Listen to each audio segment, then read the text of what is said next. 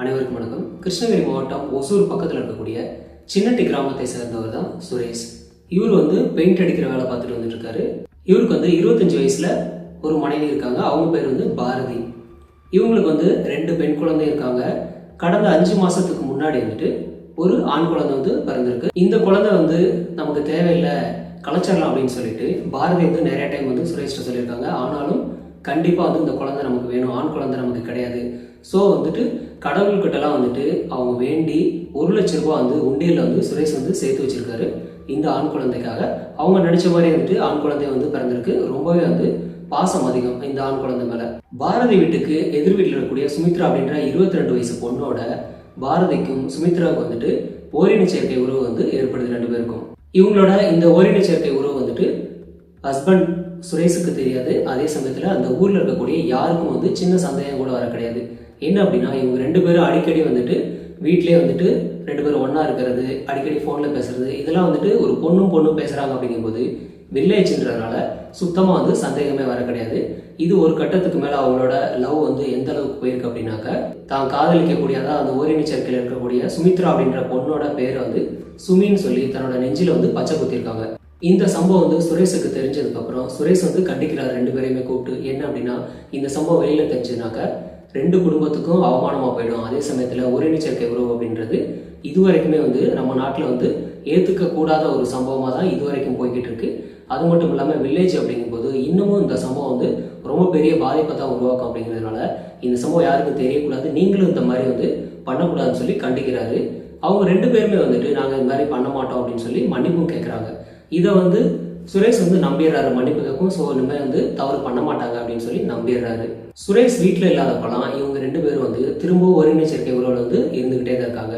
இந்த மாதிரி ஓரின சேர்க்கையில உறவுல இருக்கும்போது அந்த சின்ன பையன் 5 மாசம் தான் ஆகுது. அந்த பையன் பசியில அழுகுறான்.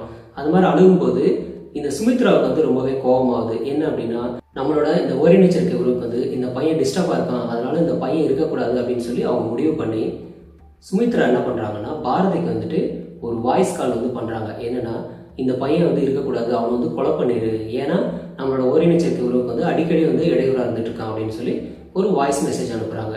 இதனால என்ன பண்றாங்கன்னா, பாரதி கொஞ்சம் கூட யோசிக்காம தன்னோட பையனை கொலை பண்றதுக்கு திட்டமிட்டு வீட்டுல யாருமே இல்லாத நேரமா பார்த்து கடந்த நவம்பர் 4ஆம் தேதி அன்னைக்கு மதியம் ஒரு 3 மணி இருக்கும். அந்த டைம்ல இந்த பையனுக்கு பால் கொடுக்க போகும்போது வாயையும் மூக்கையும் ஒரே டயத்துல பொத்தி அந்த பையனை கொலை பண்றாங்க. கொலை பண்ணிட்டு அந்த பையனோட போட்டோவையும் எடுத்து சுமித்ராவுக்கு அனுப்பி வச்சுட்டு, நான் நீ சொன்ன மாதிரியே கொலை பண்ணிட்டேன், நீ இனிமே கவலைப்படாத, ஸோ நம்மளோட ஓரின சேர்க்கை உறவுக்கு இனிமே எந்த டிஸ்டர்பும் இருக்காதுன்னு சொல்லி அவங்க ஒரு மெசேஜ் வாட்ஸ்அப்ல அனுப்பிடுறாங்க. ஆனா இந்த பையன் இறந்துட்டான். இதை வெளியில எப்படி சொல்றது அப்படின்றக்கா ஒரு சின்ன ஒரு நாடகத்தை அந்த இடத்துல அரங்கேற்றுறாங்க. என்ன அப்படின்னா, தன்னோட பையன் பால் குடிச்சிட்டு இருக்கும்போது இருமல் வந்துச்சு, அதனால மூச்சு பேச்சே இப்போ இல்லை அப்படின்னு சொல்லி ஒரு நாடகத்தை ப்ளே பண்றாங்க. இந்த டைம்ல என்ன பண்றாங்கன்னா, உடனடியா அவங்க ஹஸ்பண்ட் பக்கத்து தெருவில் தான் இருந்தாரு, அவருக்கும் கால் பண்ணி சொல்றாங்க. பக்கத்தில் இருக்கக்கூடிய வீட்டில் இருக்கவங்கள்ட்டையும் சொல்றாங்க, என்னோட பையன் மூச்சு பேச்சு இல்லாமல் இருக்கான்னு சொல்லி சொல்லவும், உடனடியா அங்க இருந்து அந்த குழந்தையை தூக்கிக்கிட்டு கிளமங்கலத்தில் இருக்கக்கூடிய ஆரம்ப சுகாதார நிலையத்துக்கு கூட்டிட்டு போறாங்க. ஆனா அங்க போயிட்டு டாக்டர் செக் பண்ணி பார்க்கும்போது அந்த பையன் ஆல்ரெடி இறந்துட்டான் அப்படின்னு சொல்லி டாக்டர் சொல்றாங்க. இதை கேட்ட அந்த பையனோட அப்பா சுரேஷ் ரொம்பவே அழுகுறாரு. டாக்டர் என்ன சொல்றாங்கன்னா, பையனை போஸ்ட்மார்ட்டம் பண்ணி கொடுப்போம் அப்படின்னு சொல்லி சொல்றாங்க. ஆனா சுரேஷ் என்ன சொல்றாருன்னா, பையன் உடம்புல கத்தி எதுவும் பட வேணாம், ரொம்ப தவம் இருந்து பெத்த பிள்ளை அப்படின்னு சொல்லிட்டு ரொம்பவே கெஞ்சி அழுகுறாரு. டாக்டரும் போஸ்ட்மார்ட்டம் பண்ணாமே கொடுத்துட்றாங்க. இவங்க சொந்தக்காரங்களாம் வச்சுட்டு அவங்களோட வழக்கப்படி அந்த பையனை புதைச்சிடுறாங்க. அதுக்கப்புறம் சம்பவம் நடந்த மறுநாள் அவங்க வீட்டில் சுரேஷ் இருக்கும்போது அவர் கைக்கு ஒரு ஃபோன் கிடைக்குது, செல்ஃபோன். அந்த செல்ஃபோன் யாராவது துக்கம் விசாரிக்க வந்தவங்க யாராவது விட்டுட்டு போயிருக்கலாம் அப்படிங்கிறதுக்காக வச்சிருக்காரு. ஆனால் அந்த செல்ஃபோன் ஓப்பன் பண்ணி பார்க்கும்போது அவருக்கு ஒரு அதிர்ச்சியான சம்பவம் நடக்குது. என்ன அப்படின்னா, இந்த இறந்து போன பையனோட ஃபோட்டோ அதில் இருக்கு. அதே மாதிரியே வாய்ஸ் மெசேஜ் சுமித்ராவுக்கு போயிருக்கு. அதாவது இந்த குழந்தைய கொன்று அப்படின்னு சொல்லி பேசின வாய்ஸ் மெசேஜ் எல்லாம் அந்த போன்ல இருந்திருக்கு. அதை ஃபர்ஸ்ட் கேட்டுட்டு வந்துருங்க. ஏன் ஃபோன் பண்ணி எடுக்க மாட்டேங்கிற? நீ டிபில என் போட்டோ வைக்காத, எனக்கு பிடிக்கல. என்ன நம்ப மாட்டேச்சிட்டோ? உன் வாய்ஸ் கேட்க எனக்கு பிடிக்கல, சரியா? நீ ஃபர்ஸ்ட் மூடிட்டு என் போட்டோவை எரேஸ் பண்ணிடு. என்னையே நம்ப வச்சு ஏமாத்திட்டல எல்லாத்துலயும். நீ இருந்தாலும் என் லைஃப்ல நீ வரவே கூடாது. ஆமா, நான் உன்னை உண்மையை லவ் பண்றேன். சரி உண்மையை சொல்லு. அதான் உன் காலில் கூட நான் விழுந்துடும். நீ என்ன வேணாலும் எனக்கு பண்ணு. நீ அடின்னு அடி, என்ன சாகடிச்சு கூட கொடு. ம் நான் அதை ஏத்துக்கிறேன். ம் சரியா? ஆ நீ உண்மையை சொல்லு, என்ன பண்ண பிள்ளை அதை மட்டும் சொல்லு. நான் சைலண்டா வந்துடுறேன். நான் உங்க நான்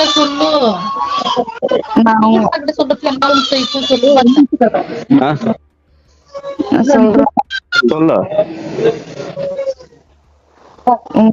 உங்க அண்ணன் அடிச்சான், அந்த ஒரு கோவம் இருந்துச்சு எனக்கு.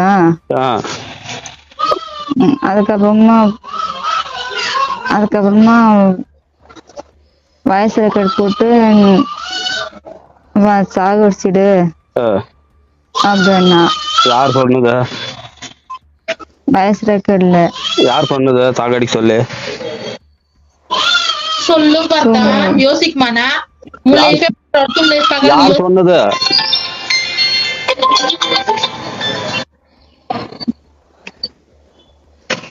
என் வயசு அந்த போன்ல வாய்ஸ் ரெக்கார்ட் எல்லாம் கேட்டுக்குவது தானே. சரி, ஆ யார் சொன்னாங்கன்னு சொல்லு. நீ உண்மையை சொன்ன மட்டும் தான் நான் வருவேன், இல்லைன்னா வரமாட்டேன். சொல்லு. வந்துடுறே. நான் உன்னை ஒன்றும் கம்பல் பண்ணல, நடந்ததே சொல்லு, நான் வந்துடுறேன். நிஜமா வந்துடுறியா? ஆ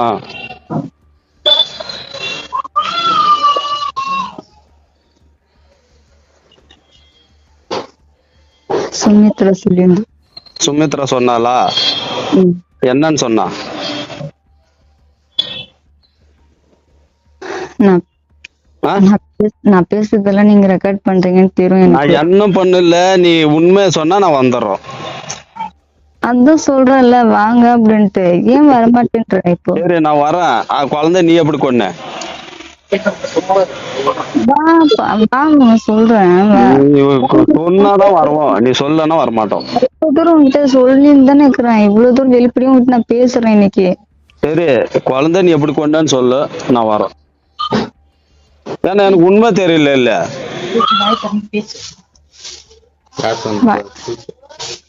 ஆ?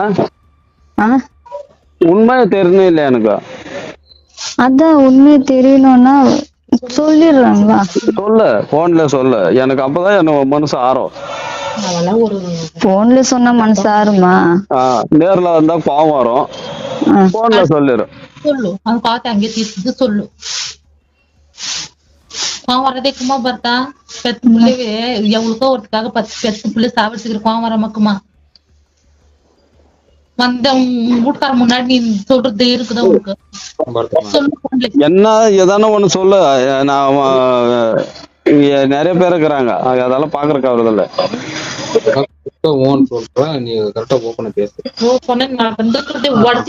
சொல்லு ராத்திரி நிக்கா பண்ணா 3 சுட்டு சொல்லிடு.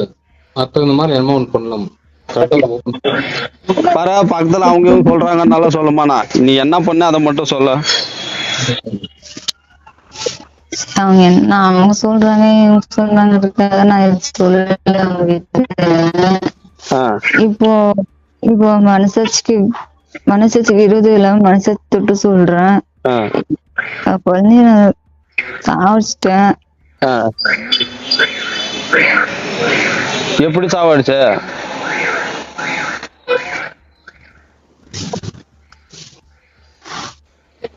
ஒண்ணும் பண்ணல, எதுவுமே பண்ண வேணா வாய மிளக்க வச்சு அவ்வளவுதான். வாய மூச்சை பிடிச்சி சாவடிச்சிட்ட. இந்த போன் வந்துட்டு இவரோட கை கிடைச்சிருச்சு அப்படின்னு சொல்லிட்டு பாரதிக்கு வந்து தெரிஞ்சிடவும் தன்னோட வீட்டை விட்டு பக்கத்து தெருவில் இருக்கக்கூடிய சொந்தக்காரங்க வீட்டுக்கு ஓடி போயிட்டாங்க. அங்கே போயிட்டு அவங்களோட சொந்தக்காரங்க ஃபோன்ல இருந்து ஹஸ்பண்டுக்கு கால் பண்ணி, நான் செஞ்சது தப்பு தான், என்னை மன்னிச்சிருங்க, இனிமேல் இந்த மாதிரிலாம் பண்ண மாட்டேன், நீங்கள் என்னை எவ்வளோ அடித்தாலும் பரவாயில்ல, தப்பி தவறி கூட போலீஸ்கிட்ட மட்டும் கம்ப்ளைண்ட் பண்ணிடாதீங்கன்னு சொல்லி கெஞ்சுறாங்க. ஆனாலும் ஹஸ்பண்ட் என்ன சொல்கிறாரு அப்படின்னாக்க, உன்னை வந்து அடித்தாலோ இல்லை என்ன பண்ணினாலும் இறந்து போன என்னோட பையன் திரும்பி வருவானா அப்படின்னு சொல்லி அவரு கேட்குறாரு. இந்த குழந்தை வந்து இறந்ததுக்கு காரணம் தன்னோட ஒய்ஃப்னு சொல்லி அவருக்கு கிளியராக தெரியுது. பட் எப்படி கொண்டாங்க அப்படிங்கிறதுக்காக அவங்க வாயிலிருந்தே போட்டு வாங்கினதுக்காக என்ன பண்ணுறாருன்னா, இந்த குழந்தைய எப்படி கொன்ன, எதுக்காக கொன்ன, நீ உண்மையை சொன்னீங்கன்னா உன்னை விட்டுறேன்னு சொல்லி அவர் சொல்கிறாரு. ஆனாலும் அப்போது உண்மையை மறைச்சே தான் வந்துட்டு பாரதி சொல்கிறாங்க. என்னென்னா, இருமல் வந்துச்சு. அந்த மாதிரி இருமல் வரும்போதுட்டு கழுத்தில் வந்து கையை வச்சேன். அப்போதைக்கு வந்து பையன் இறந்துட்டான், மற்றபடி பையனை கொல்லணுங்கிறது என் நோக்கம் கிடையாது அப்படின்னு சொல்லி மறுபடியும் சமாளிக்கிறாங்க. இருந்தாலும் சுரேஷ் என்ன சொல்கிறாருன்னா, நீ வந்து உண்மையை சொல்லிட்ட அப்படின்னா போலீஸில் கம்ப்ளைண்ட் பண்ண மாட்டேன், இதோட உன்னை மன்னிச்சு விட்டுறேன்னு சொல்லி திரும்பவும் சொல்கிறாரு. இது மாதிரி சொல்லவும் பாரதி என்ன பண்ணுறாங்கன்னா, இது மாதிரி எங்களோட ஓரின சேர்க்கை உறவுக்கு வந்து டிஸ்டர்பாக அந்த பையன் வந்து அழுதுகிட்டே இருந்தான், அதனால் வந்துட்டு மூக்கையும் வாயும் போத்தி வந்து நான் தான் கொண்டேன் அப்படின்னு சொல்லி உண்மையை சொல்லிடுறாங்க. இந்த ரெக்கார்டோட போயிட்டு போலீஸில் வந்துட்டு 2 பேர் மேலே வந்து சுரேஷ் கம்ப்ளைண்ட் பண்ணுறாரு. 2 பேரையும் வந்து ஒரு வழியாக அரெஸ்ட் பண்ணிட்டாங்க. குழந்தை வந்து ஆல்ரெடி போஸ்ட்மார்ட்டம் பண்ணாமல் தான் வந்து புதைச்சிருந்தாங்க. ஸோ அதனால் என்ன பண்ணுறாங்கன்னா, காவல்துறை வந்து திரும்ப அந்த பையனை வந்து வெளில எடுத்து போஸ்ட்மார்ட்டம் வந்து பண்ணுறாங்க. இந்த 2 பேரையும் வந்து ஆல்ரெடி வந்து ஜெயிலுக்கு அனுப்பியாச்சு. இந்த 2 பொண்ணோட தகாத உறவுனால 2 ஃபேமிலியே வந்து கிட்டத்தட்ட அழிஞ்சு போனதுக்கு சமம் தான். இந்த மாதிரி ஓரின சேர்க்கையில் ஈடுபடுறவங்களை பற்றின உங்களோட கருத்துக்களை கமெண்ட்டில் பதிவு பண்ணுங்கள். நன்றி.